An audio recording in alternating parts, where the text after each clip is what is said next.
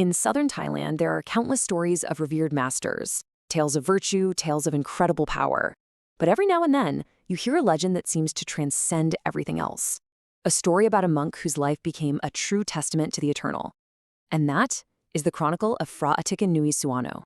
Right here, this is the very heart of the miracle, the core of the legend. It's a story that truly begins where most others end, with a physical body that simply refused to follow the laws of nature, becoming an everlasting symbol of faith itself.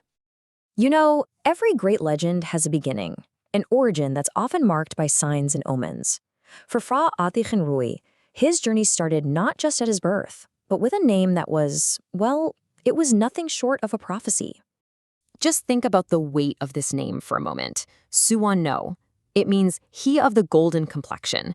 Now, this wasn't just some random name. It was basically a declaration of his destiny, a monastic name that foretold a path of immense purity and spiritual brilliance, as precious and as incorruptible as gold itself. His path was really set from a very early age.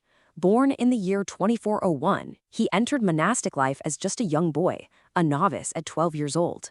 And by the time he was 20, he had received full ordination, formally dedicating his entire life to a journey that would echo for generations.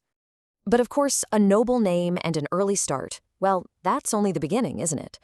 True greatness has to be forged through unbelievable perseverance, and his path was one of immense spiritual discipline, an epic quest for knowledge that crossed borders both physical and metaphysical.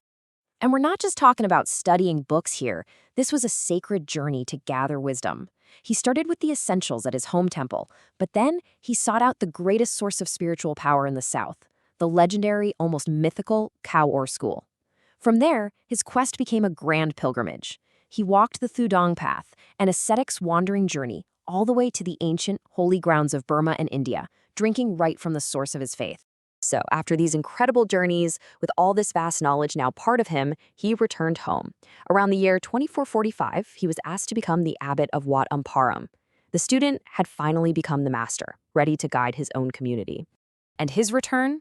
Well, that kicked off a whole new chapter. He didn't just keep his spiritual power for himself, he used it like a shield for his people, a powerful force for healing and protection that would cement his place in legend forever.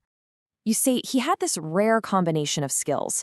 He was a master of both the sacred esoteric arts and the profound path of Dharma.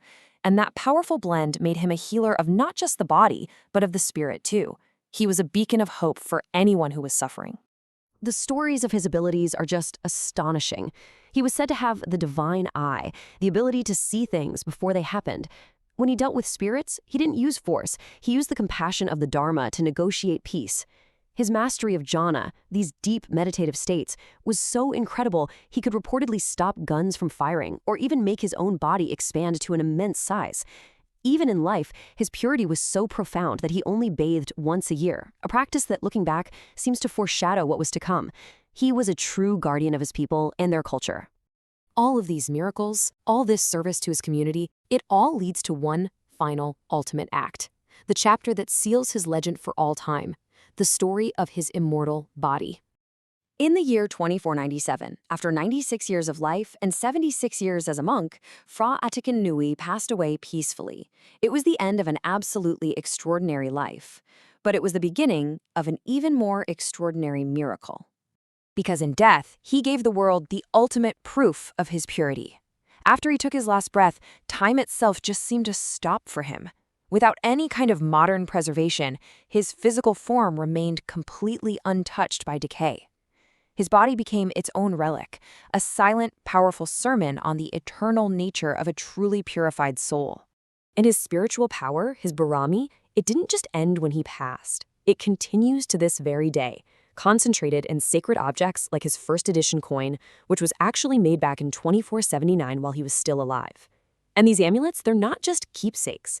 People believe they're direct channels of his protective energy, a real, tangible piece of his power. And the faith people have in that power, it's immeasurable. Today, his most sought-after first edition amulets are valued at over 100,000 baht. But that number, it's not a price tag. It's a measure of devotion.